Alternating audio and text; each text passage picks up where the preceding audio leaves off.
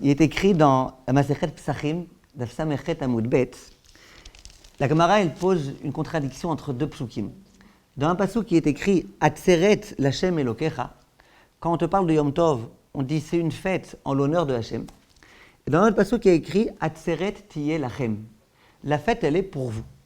Donc d'une part, la fête, on l'a fait a priori qu'en l'honneur d'Akadosh Baruch Hu, et d'autre part, on a l'impression qu'on l'a fait qu'en notre honneur à nous.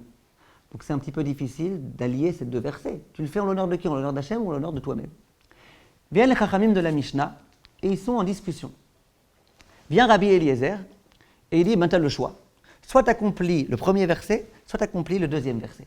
Ça veut dire, soit tu passes ta journée au Beth Midrash et au Beth Knesset, étudie, prie, Kulo Torah.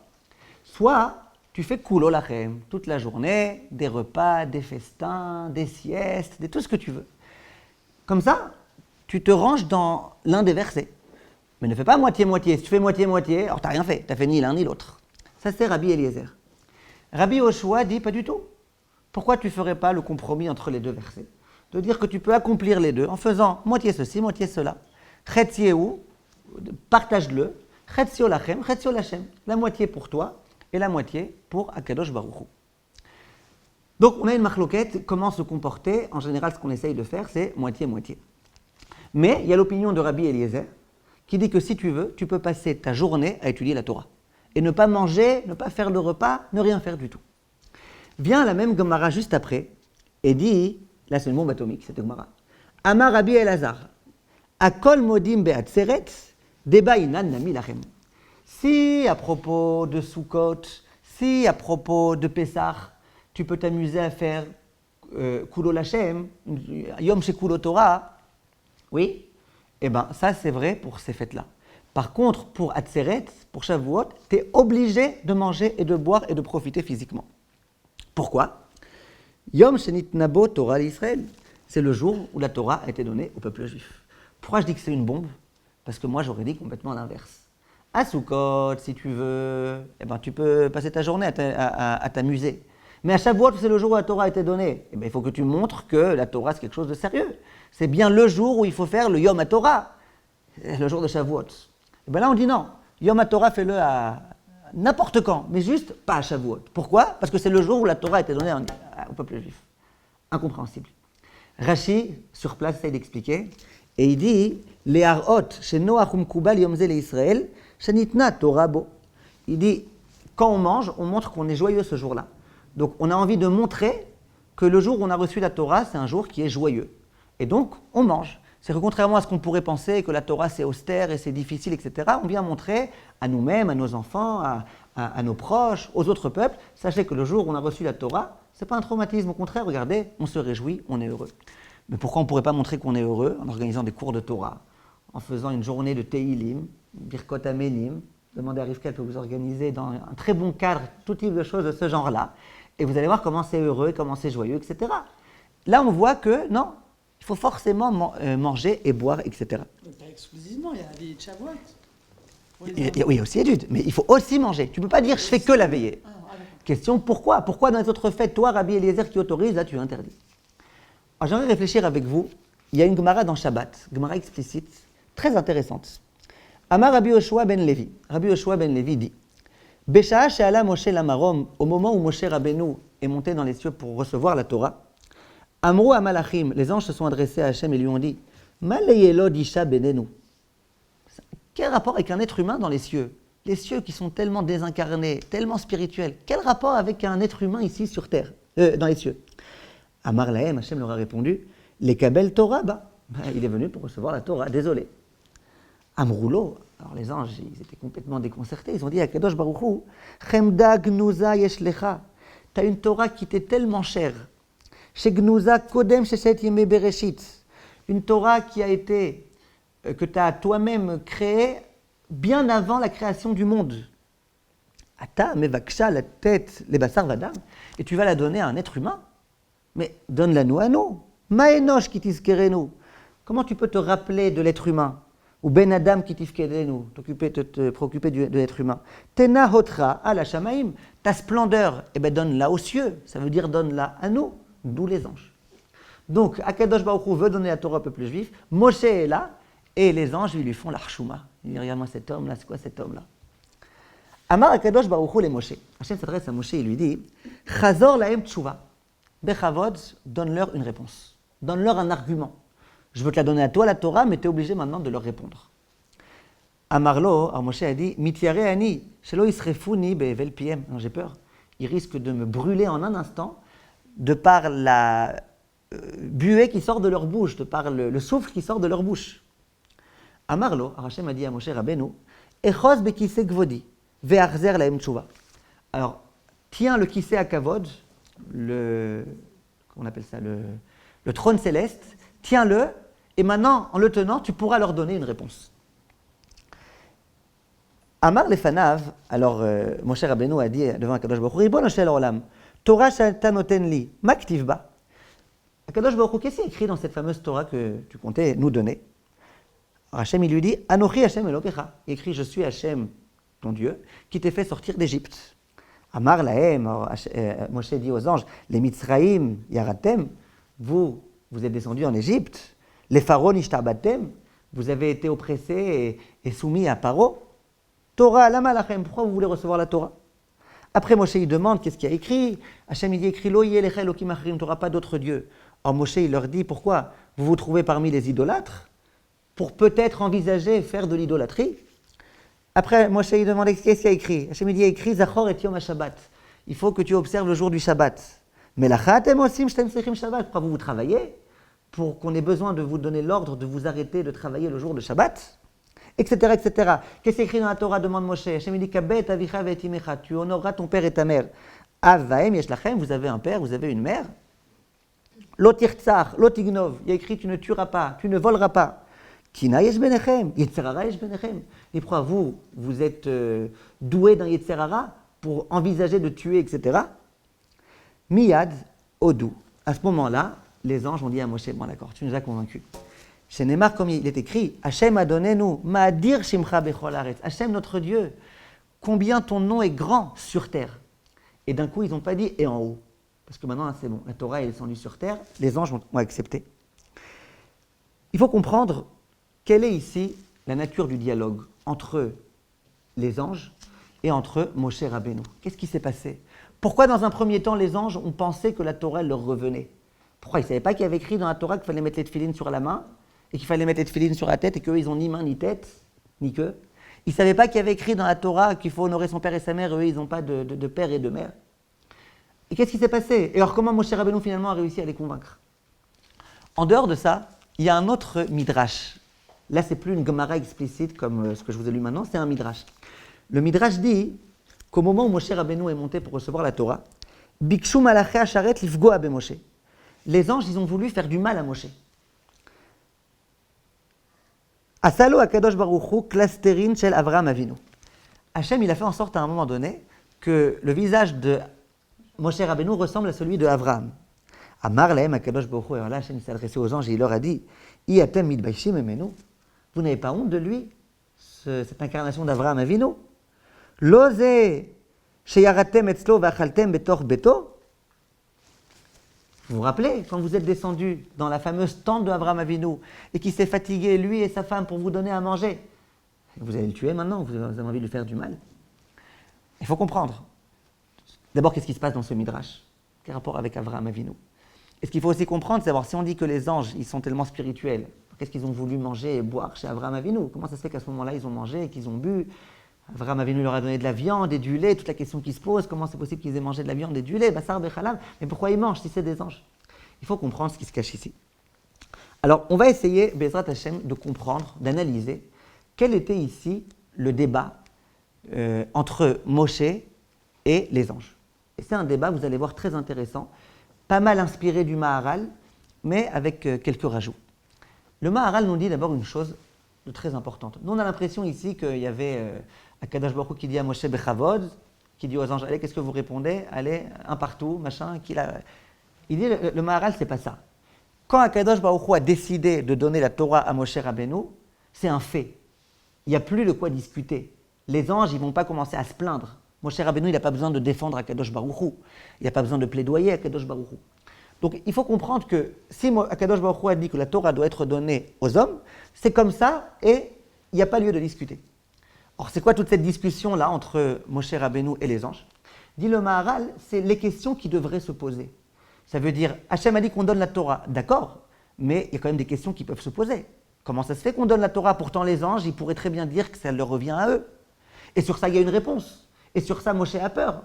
Donc, tout ce qu'on nous a présenté ici comme étant une pièce de théâtre, en fait, il faut comprendre que c'est des raisonnements qu'il faut réussir à intégrer. Ça veut dire, Hachem a donné la Torah, maintenant, comment ça se fait qu'il nous a vraiment donné la Torah? Comment ça se fait que l'argument des anges, ce n'est pas lui qui a été véritablement retenu, bien qu'il n'y ait pas eu d'argument dans les faits? Ça, c'est une première introduction qu'il faut comprendre. Maintenant, venez, on réfléchit. Comment ça se fait que les anges ont refusé? Comment c'est possible que les anges refusent que la Torah soit donnée à l'homme? Eh bien, c'est très simple. Les anges, eux, ils sont complètement spirituels. Auprès des anges, ça n'existe pas fauter. Ça n'existe pas dévier de l'ordre d'Akadosh Baruch Hu.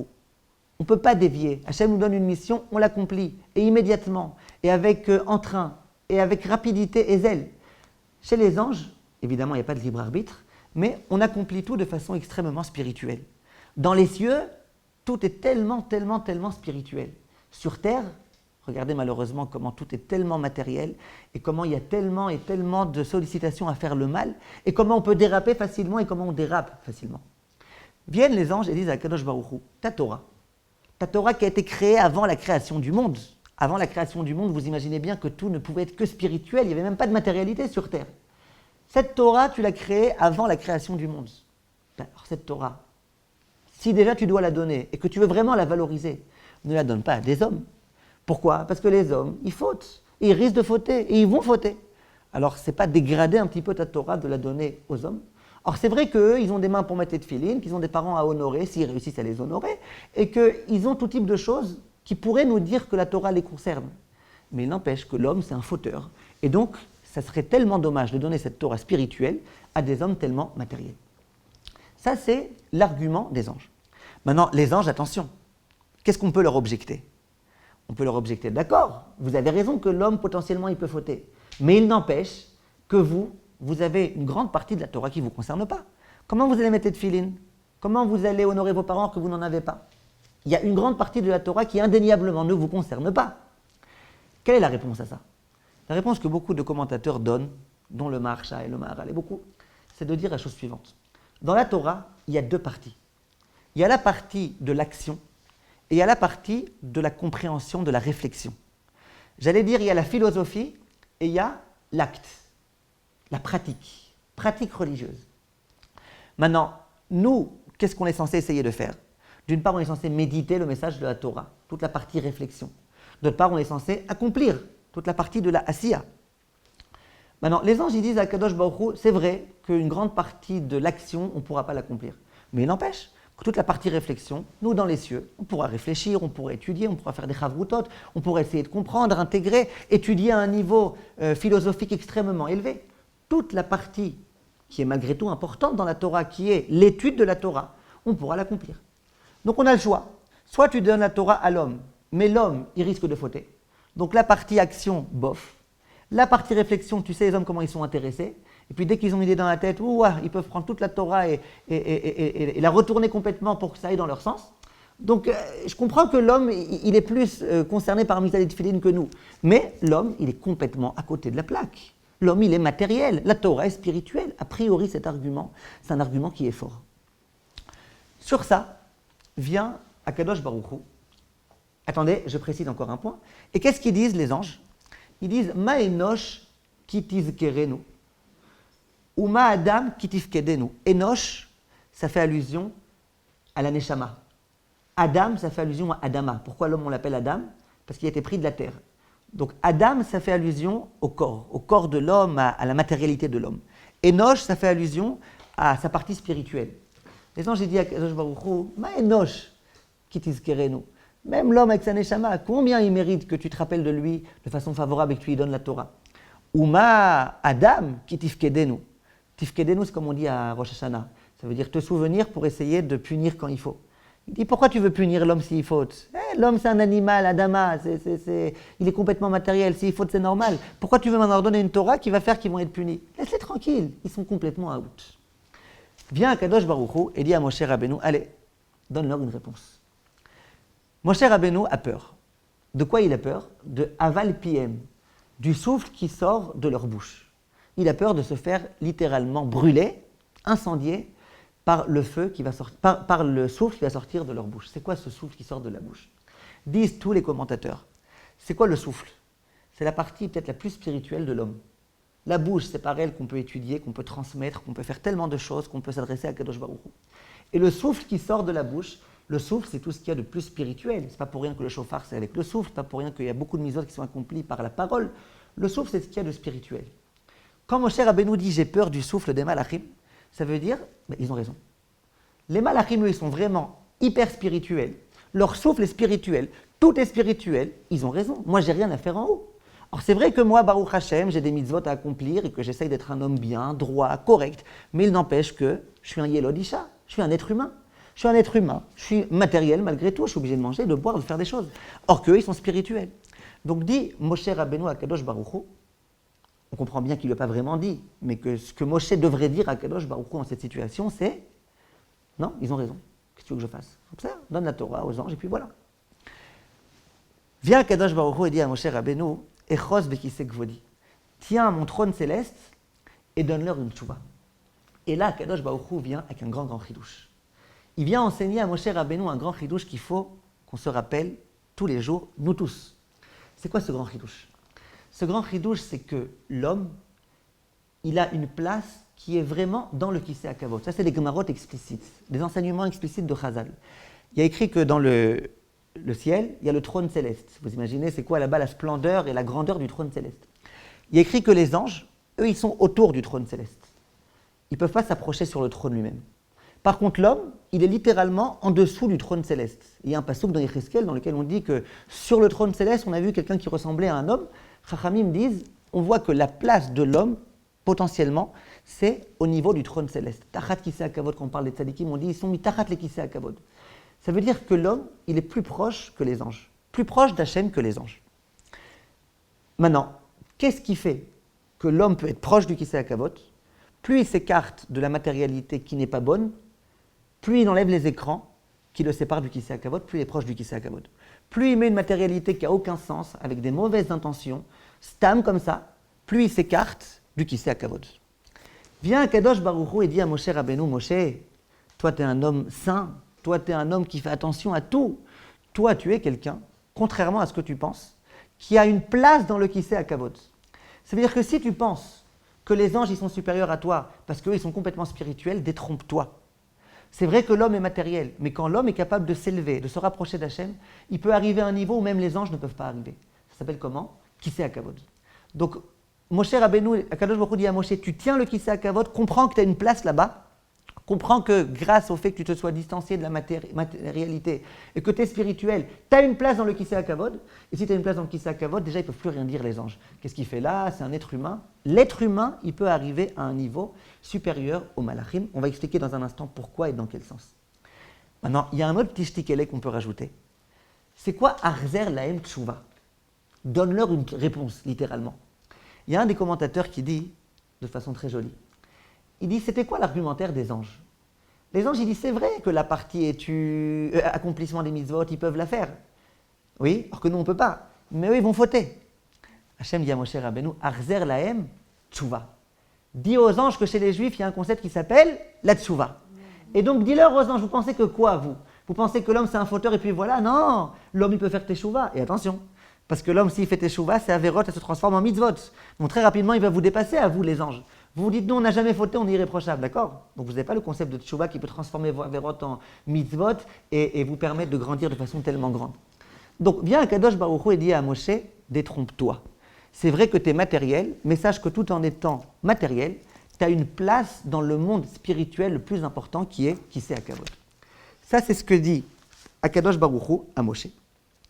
Et donc maintenant, Moshe Rabbeinu doit prendre la parole et doit essayer de convaincre les malachim, ou plus précisément de se convaincre lui-même. Pourquoi la Torah s'adresse à l'homme plus qu'à n'importe qui d'autre au monde? Vient Moshe Rabbeinu et il commence à donner un certain nombre d'exemples aux malachim. Il dit, vous n'avez pas de bras pour mettre les tefilines, vous n'avez pas de tête pour mettre les tefilines, vous n'avez pas de parents à honorer, vous ne travaillez pas, donc la mitzvah du Shabbat ne vous concerne pas. Et il essaye, par tous ces exemples-là, de bien montrer aux anges que la Torah n'est pas pour eux. Maintenant, il faut comprendre, la Torah, elle n'est vraiment pas pour les anges. Pourquoi la Torah n'est pas pour les anges? D'abord, on voit aux mitzvot qui ont été mentionnés. Si tu vois que dans les mitzvot, on te dit qu'il faut mettre les tefilines et qu'il faut honorer tes parents, c'est bien que la mitzvah, la Torah ne s'adresse pas aux anges. Mais en plus que ça, il y a écrit dans tous les enseignements de Chazal que Akadosh Baruch Hu, quand il a voulu créer le monde, Istakel Beoraita ou Bara Alma.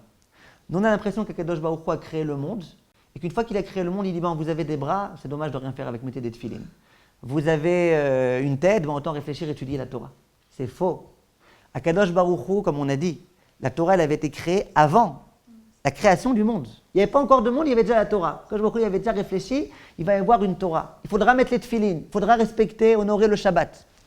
Et Akadosh Baruch Hu a regardé ce projet-là, ce plan architectural qui s'appelle la Torah, et il s'est dit, attention, il faut qu'ils mettent la Torah, les tefilines sur la main gauche, on va leur créer une main gauche. Alors, comment ils vont la nouer? Il faut bien avoir une autre main. Allez, la main droite. Il faut mettre sur la tête, on va créer une tête. Entre les yeux, on va leur créer des yeux. Il faut honorer les parents, on va faire qu'il y ait un concept de parents qui donnent naissance à des enfants. Il faut avoir des enfants, puis vérifier. Bref, Akadosh Baruch Hu, tout le monde, il l'a créé en fonction de la Torah. Mais ça veut dire quoi ça veut dire quoi, il y a besoin d'une main? C'est quoi une main si ça n'existe pas? C'est-à-dire, par exemple, pour mettre les tefilines, la main gauche. Ouais. Il y a marqué qu'il faut les mettre sur la main gauche. Donc, il a créé une main gauche. Ouais. Ça veut dire quoi qu'il faut mettre sur une main gauche si ça existe? L'UHM, c'est quoi? L'UHM, c'est quoi une main? L'UHM, il sait c'est quoi une main? Et il a créé la Torah par rapport à cette main qu'il avait. C'est comme quelqu'un qui. C'est de porter des tefilines. Quelqu'un qui veut fabriquer une maison. Il réfléchit à l'avance comment c'est. Il ne sait pas encore comment ça va être, mais il prévoit qu'il veut qu'ici il y ait ceci, ici et cela. Et parce qu'une maison, ça existe déjà. Il y a déjà un monde où il y a des maisons. Et même s'il n'y a pas, je peux essayer de m'imaginer un nouvel objet. Je ne sais pas encore comment je vais faire pour le réaliser, mais je peux imaginer ce que je veux qu'il ait comme fonction. Bon, vous voulez faire beaucoup de philosophie, une seconde. Maintenant, c'est déjà philosophie ce qu'on dit, une seconde. Donc, vient le... Ouais, 2-1. Non, vient le Maharal. Non, viennent tous les commentateurs et disent Akadosh Baruch Hu a créé le monde par rapport à la Torah. Donc, c'est évident que cette Torah-là, si elle a été créée de cette façon-là, avec un homme qui va devoir l'accomplir, c'est bien que la Torah a été créée pour l'homme. C'est aussi un Rashi explicite. Le premier Rashi de la Torah, Bereshit bara Elokim. Pourquoi Hachem a créé le monde? Il l'a créé pour la Torah, il l'a créé pour l'homme. Donc on voit à nouveau que c'est l'homme qui est censé accomplir les mitzvot. Maintenant, pourquoi c'est l'homme qui est censé accomplir les mitzvot et pourquoi pas les anges? On aurait pu envisager que la Torah ait été donnée aux anges. Pourquoi c'est tellement important que la Torah soit accomplie par l'homme et pas par les anges? Alors, les commentateurs nous disent qu'il y a une grande différence entre l'homme et l'ange. L'ange, il a été créé avec un niveau très spirituel, bien plus qu'un bébé qui pleure et qui passe son temps à pleurer et à manger. L'ange, depuis le moment où il a été créé avec un niveau très très spirituel. Lui, il ne sait pas sur quoi fauter. Il n'a pas d'Yetzer Hara, il n'a rien du tout. L'ange, par principe, c'est un être spirituel. L'homme, par principe, par défaut, j'allais dire, c'est un être matériel. Maintenant, quelle est la différence entre l'ange et l'homme? C'est que l'ange, il n'a pas de libre arbitre. L'homme a le libre arbitre. Comment ça va se traduire? C'est que l'homme, il va pouvoir vivre dans un monde matériel, il va pouvoir se servir du matériel au service de la spiritualité. Il va pouvoir transformer le matériel en spirituel. C'est-à-dire que lorsque l'homme va décider qu'il fait un repas de Shabbat, d'un coup, sa pkaïla ou son tchout, ou ce que vous voulez, ça devient une pkaïla de Kedusha. Pourquoi? Il le fait en l'honneur d'Akadosh Baruch Hu. Les gens, ils ne savent pas c'est quoi manger, boire, ils ne savent pas c'est quoi. Eux, ils savent c'est quoi la spiritualité. J'allais dire, c'est trop facile. C'est trop facile de ne pas fauter quand tu n'as pas de libre arbitre, quand tu n'as pas d'Yetzer Hara. C'est trop facile. Les hommes, eux, qu'est-ce qu'ils ont? Ils sont investis de toutes ces choses-là, matérielles, et ils vont avoir une lutte à faire. Et cette lutte permanente, c'est ça qui va leur permettre de grandir et grandir et grandir. L'ange, il ne peut pas grandir. Il ne peut pas baisser, mais il ne peut pas grandir non plus. Ce n'est pas pour eux que la Torah a été donnée. La Torah a été donnée pour des êtres qui ont Yetzer Hara, pour des êtres qui veulent avancer, pour des êtres qui procurent la satisfaction à Kadosh Baruch Hu lors de chaque lutte à laquelle ils vont s'adonner. Ce n'est pas le cas des anges. On a écouté bien. L'un des Admorim de, je ne sais pas quoi, coach là, il dit, non, c'est pas gentil de pas dire son nom, mais c'est trop compliqué. Le Hadmor de Tchoktkov, j'espère que je l'ai bien prononcé, sinon il m'excusera. Ouais, comment on dit, Madame Hollingstein? Comment on l'appelle, ce Hadmor? Stotkov. Ouais, il dit comme ça. Il dit, on a posé la question, comment ça se fait que les Malachim ont mangé chez Abraham Avinu? Vous vous rappelez? Alors il dit l'idée suivante. Il dit, au moment où les Malachim ont voulu faire du mal à Moshe Rabbeinu, ils l'ont regardé avec hégémonie, ils lui ont dit, mais qui c'est toi? Espèce de matérialité. À ce moment-là, Kadosh Baruch Hu, il a donné à Moshe Rabbeinu l'apparence de Abraham Avinu.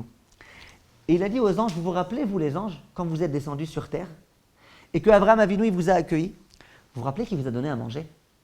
Pourquoi vous avez mangé à ce moment-là, vous qui êtes tellement spirituel? Vous savez pourquoi? Parce qu'Abraham Avinu, il était tellement spirituel que même sa matérialité, c'était un morceau de spiritualité. C'était tellement de la spiritualité, la matérialité d'Abraham, que même vous, les anges, vous pouviez le manger. Ah, vous avez vu, c'est quoi les hommes? Les hommes, ils vous prennent la matérialité que vous êtes en train, vous, de dédaigner, et ils transforment ça en spiritualité. Même vous, vous avez mangé, ne racontez pas d'histoire. Donc quand vous voyez maintenant cet homme-là et que vous le regardez avec tellement de mépris, c'est un homme, c'est un matériel. Ben regardez, il a la même tête qu'Abraham Avinu. Il fonctionne de la même façon qu'Abraham Avinu. C'est le même genre qu'Abraham Avinu. C'est un être qui a été capable de donner l'importance nécessaire au spirituel et de transformer le matériel en spirituel. Donc arrêtez de raconter des histoires. Voilà de quelle façon on peut expliquer. Maintenant, dit le Maharal une idée très intéressante. Vous remarquerez qu'il y a un point commun entre l'homme et la Torah. Il y en a même beaucoup. C'est quoi le point commun entre l'homme et la Torah? L'homme, il a d'une part une âme qui est tout à fait spirituelle. Ça, on le sait très bien, et l'exemple que donne Chachamim, du paysan qui s'est marié avec une princesse. L'âme, c'est la princesse. L'âme, elle est complètement spirituelle. Elle n'a que des envies spirituelles. L'âme, la seule chose qu'elle aime, c'est l'étude de la Torah, de faire du chesed avec les autres, de lire les Teilim, de faire un sourire aux autres, de donner de la tzedaka. C'est ça que l'âme, elle aime. De manger Shabbat quand c'est vraiment spirituel, c'est ça que l'âme, elle aime. Le corps, lui, qu'est-ce qu'il aime? Il aime tout ce qu'il y a de plus matériel. Maintenant, comment ça se fait qu'il y ait une âme spirituelle et un corps matériel? Dit le Maharal, et il dit que c'est très profond. Il dit que l'âme spirituelle, elle a besoin d'un corps matériel pour la supporter. Parce que c'est comme ça que ça fonctionne. Il ne peut pas y avoir que du spirituel. Le spirituel, en potentiel, pour se réaliser, il a besoin de matériel. Mon âme, elle est spirituelle, mais tant que je ne vais pas être fine sur ma main, il n'y a rien. Je n'ai rien fait. Tant que je ne vais pas manger Shabbat en heure de Shabbat, je ne vais rien faire. Donc c'est vrai que l'âme, elle est spirituelle, mais pour pouvoir s'accomplir, se réaliser, il va falloir se servir du corps. Vient maintenant le Maharal et dit la Torah, c'est la même chose. Vous êtes d'accord que la Torah, c'est super spirituel? La Torah, c'est spirituel. Mais ne fais pas, Chas v'Shalom, l'erreur de laisser la Torah que spirituelle. Pour que la Torah, elle puisse se réaliser, il faut des actes, il faut des actions, il faut des hommes qui vont être les artistes, les joueurs de cette Torah. Donc c'est le point commun qu'il y a entre la Torah et le juif. Les anges, ils n'ont pas ça, eux. Les anges sont très spirituels, ils n'ont pas besoin de corps pour y transporter. Parce que dit le Maharal, plus tu es spirituel, plus tu as besoin d'un corps pour être transporté. En tout état de cause, qu'est-ce qu'on voit de là? On voit de là que Moshe Rabbeinu vient voir les anges et il leur dit, vous êtes complètement en dehors du coup. C'est vous qui êtes en dehors du coup. Parlons-en, c'est vous qui êtes en dehors du coup. Pourquoi? Parce que vous voyez très bien que la Torah, elle a été donnée à des hommes. Alors c'est vrai que les hommes, ils risquent de fauter, et c'est vrai que les hommes, parfois, ils fautent, et c'est vrai qu'ils vont fauter, mais il n'empêche que la Torah, elle les concerne à eux. Donc si ce que vous dites, vous les anges, c'est que vous êtes meilleurs, pourquoi? Parce que vous ne fautez pas. Regardez, vous avez ici un démenti explicite, c'est que la Torah, elle ne s'adresse pas à vous. La Torah, elle s'adresse à l'homme. La Torah, pour être réalisée, il ne faut pas que ce soit qu'une philosophie. Le projet divin, c'était qu'il y ait une Torah qui sera accomplie dans le monde. Pas une Torah qui sera méditée, une Torah qui sera méditée et accomplie. Donc, on arrive ici à un point intéressant, c'est que Moshe Rabbeinu a réussi à contredire les Malachim. Vous, les Malachim, vous pensez que vous êtes meilleurs que les hommes, parce que vous, les Malachim, vous pouvez songer la Torah, et la partie de l'action, elle n'est pas grave. Si, elle est très grave et très importante, la partie de l'action. Maintenant, plus que ça, à mon avis, les anges, Moshe Rabbeinu, quand il va démentir les anges, il va leur dire plus que ça. Vous avez remarqué, c'était quoi la première objection que Moshe Rabbeinu il leur dit? Qu'est-ce qu'il leur dit, Moshe Rabbeinu?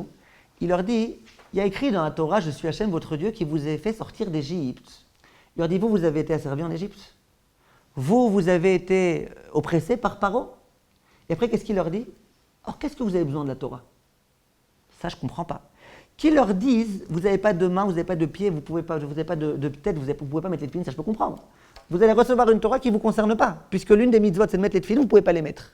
L'autre mitzvah, c'est Shabbat, elle ne vous concerne pas. Ça, je peux comprendre.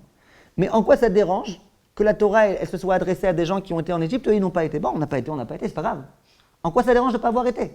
L'essentiel, c'est que j'accomplisse les mitzvot. C'est comme si tu me dis, moi, tu me racontes l'histoire d'Abraham, mais moi, j'y étais pas. C'est pas grave, tu y étais pas, peu importe, on te raconte une histoire. Écoute-la, comprends-la. Là, Hachem, il dit, je suis Hachem, votre Dieu qui vous a fait sortir d'Égypte. Vous n'avez pas été oppressé en Égypte, donc la Torah n'est pas pour vous. Quel rapport? C'est pas grave, c'est très joli comme histoire de la sortie d'Égypte, etc. C'est très joli. On voit de là une idée très intéressante. C'est que Moshe Rabbeinu vient dire aux anges, attention, la Torah, c'est pas que de la philosophie, la Torah, c'est un vécu.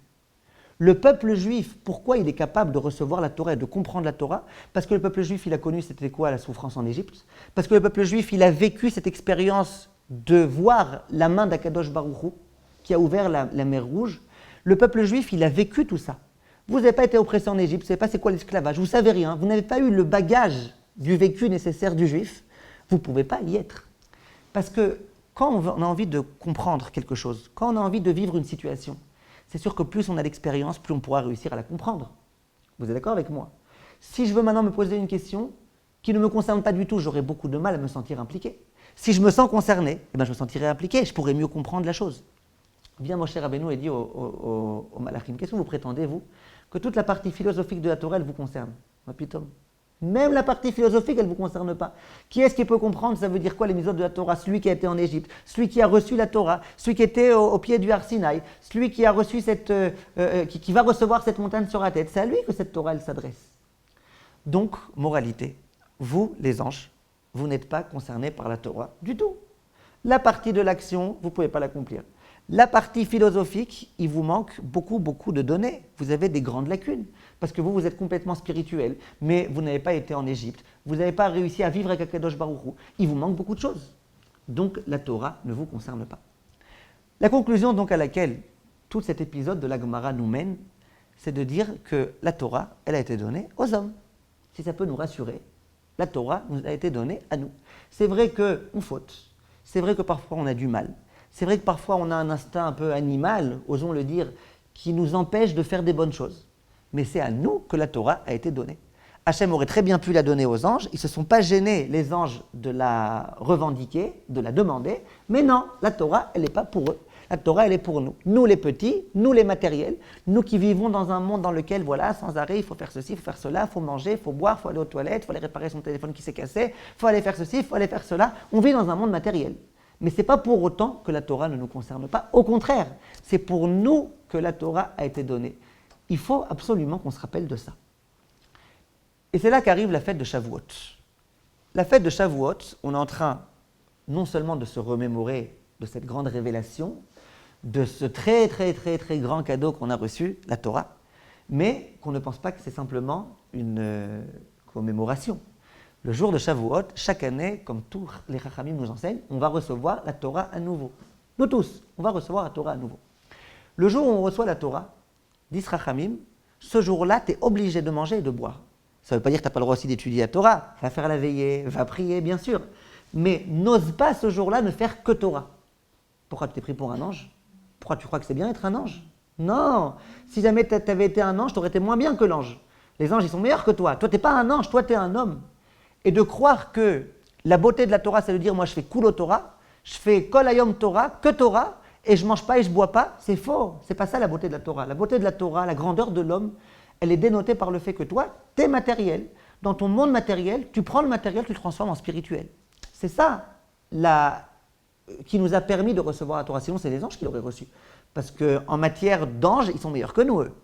Alors nous, on ne va pas commencer à imiter les anges, on va rester des hommes, et on va montrer le jour de Shavuot que nous, on n'a pas peur de manger, on n'a pas peur de boire, on essaye juste de prendre toutes ces données-là et de les transformer en spirituel. Et donc, ce jour-là, on mange. De la même façon qu'Abraham Avinu, il a pris la nourriture, il a été capable de la rendre spirituelle à tel point que les anges ont voulu la déguster, et bien de la même façon, nous tous, on doit le jour de Shavuot comprendre que le défi qui nous attend, c'est de prendre cette matérialité et de la mettre au service de la Torah. Un jour, je vous avais dit, le 0, ça vaut rien. 0, c'est nul. Et 0 plus 0, c'est aussi nul. En France, on disait que ça faisait la tête à Toto. Ça veut dire 0. Ne vous gênez pas, Madame Journeau. D'accord? 0 plus 0, c'est rien.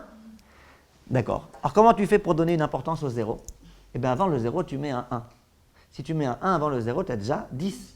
Et si tu rajoutes encore un 0, 100, encore un 0, 1000, encore un 0, et puis ça va très vite après. Un tout petit 0 de rien du tout, il peut donner de l'importance. Eh bien, c'est exactement ça le but de la matérialité. Si je comprends pourquoi je me sers de la matérialité, je prends cette matérialité qui, en tant que telle, elle vaut rien, mais je la mets au service du spirituel. Je mange bien pour être en forme, je mange bien pour être de bonne humeur, je bois bien pour pouvoir être en bonne santé, je me repose bien pour après être sympathique quand des gens ont besoin de moi. Et je me sers de cette spiritualité en tant que spiritualité, de cette matérialité en tant que spiritualité, j'ai relevé le défi. Et c'est exactement ça qui nous est demandé. Et c'est ça qui fait qu'on se démarque un petit peu des anges. On est meilleur qu'eux. Pourquoi on est meilleur qu'eux? Parce que nous, on est capable de vivre dans ce monde matériel qu'Hachem avait prévu depuis le départ et de donner à la Torah toutes ses lettres de noblesse, toute son importance. Et c'est de nous qu'Akadosh Baruch Hu est fier. Il est fier de nous voir, le jour de Shavuot, manger les Shem Shamaim. En se posant la question, lait, viande, qu'est-ce que je fais? Qu'est-ce que je mange? Comment je mange? Tout ça, pour qui on le fait? Pour nos beaux yeux, pour Akadosh Baruch Hu, on le fait. On le fait pour Akadosh Baruch Hu, et c'est ça qui le réjouit énormément. Yeh Ratson, Bezrat Hashem, que vous toutes, que nous tous, on ait le mérite, Bezrat Hashem, de recevoir la Torah, Besimcha, Beratson, Bishlemut, avec toute la dimension de Havdout, qu'on accepte d'être des vrais serviteurs d'Akadosh Baruch Hu, et comme ça, on dépassera largement le niveau des anges. Merci de votre attention.